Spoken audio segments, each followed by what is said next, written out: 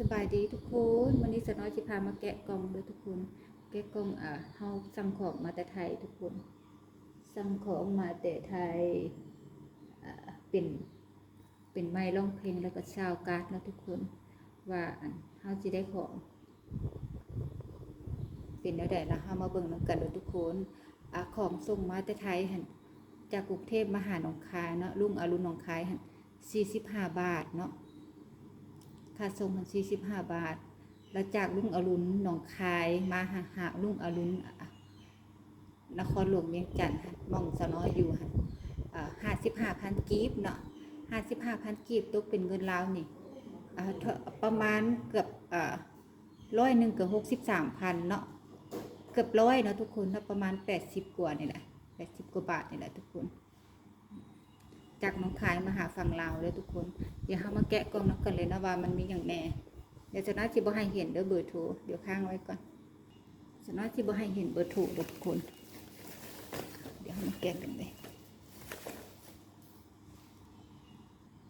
เมื่อเราแกะออกมาแล้วเนาะอันนี้จะมีเป็นคู่มือการนำไส้เนาะโทษทีเด้อบ่เห็นปานใดอันนี้เป็นคู่มือการนำไส้เด้อทุกคนอันนี้เป็นไม้ตั้งเนาะเป็นขาตั้งเนาะทุกคนเป็นขาตั้งอันนี้อาจจะเป็นสายระยงระยาวเนาะสายระยงระยางแต่น้อยก็บ่รู้จักเลยทุกคนมันเป็นไม้ร้องเพลงเนาะเพิ่นลืมเอาอันนั้นใส่ให้เด้อทุกคนเป็น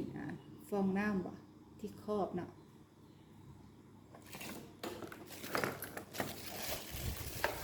หรือว่าจะน้อยเปิดคลิปไปเนาะที่จริงก็ต้องเอาทางนี้ทางเชิงนะเปิดคลิปไปได้ไหม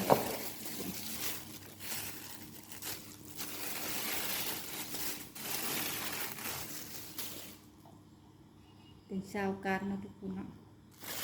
เพิ่นจะตั้งมาเป็นแบบก็ว่า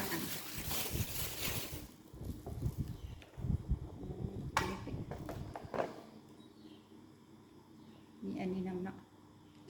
จักมันอีหยังเนาะเฮาก็เห็นอยู่เนาะแต่เฮาบ่ฮู้ปานใด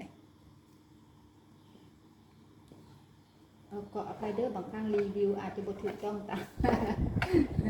รีวิวอาจจะบ่ถูกต้องเนาะ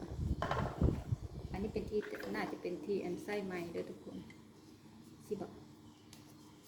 เนาะสิเนาะ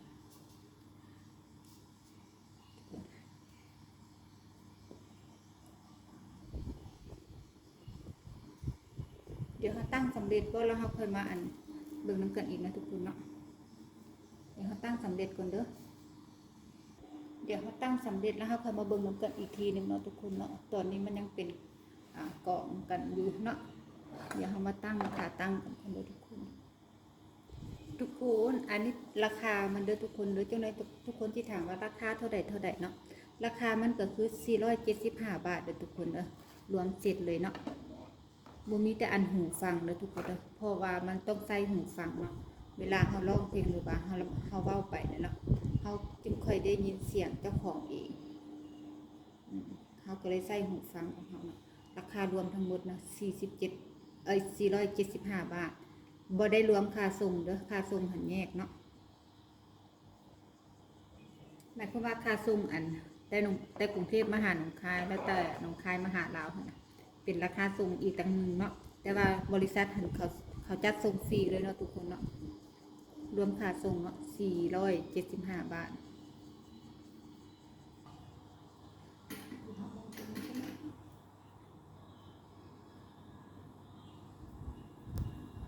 ต่อมาเขาก็เอานี้มาใส่เนาะทุกคนเอานี้มาใส่เลยแน่เห็นแน่เบอร์เห็นแน่เลยทุกคนด้วยไปหยิบเลยทุกคนต่อมาเขาก็เอาไม้มาใส่เนาะทุกคนเนาะเดี๋ยวหลังจากติดตั้งเสร็จนี้แล้วเนาะแล้วเขาก็เอาไม้มาใส่เด้อตามความเข้าใจของสะน้อยเนาะไม้เขาแล้วก็ซุกใส่นี่เนาะหมุนใส่เลย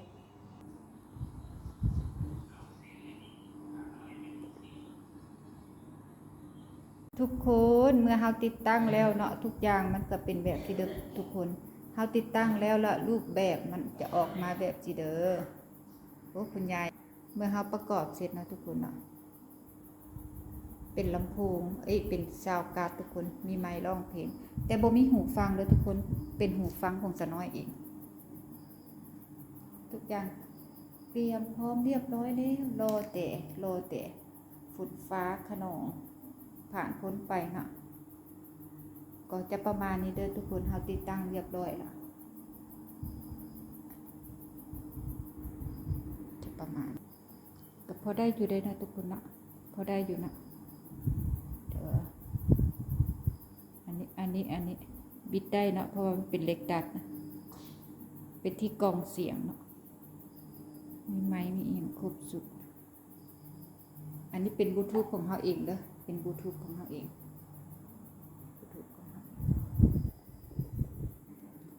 อันนี้จะเป็นซาวการ์ดนะทุกคนเนาะอันนี้เป็นชาร์จแบตที่ชาร์จแบตเด้อแต่ว่าของเฮาเองอันนี้ก็ของเฮาเองอันนี้เป็นอันที่เสียบหูฟังเนาะ2 อันนี้จะเป็นของเฮาอันนี้เสียบเข้ากับโทรศัพท์ที่ว่าเฮาจะไลฟ์สดเด้อทุกคน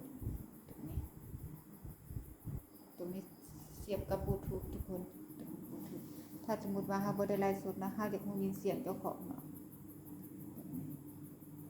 อันนี้เสียบกับไมค์ทุกคนอันนี้เสียบกับไมค์ทุกอย่างติดตั้ง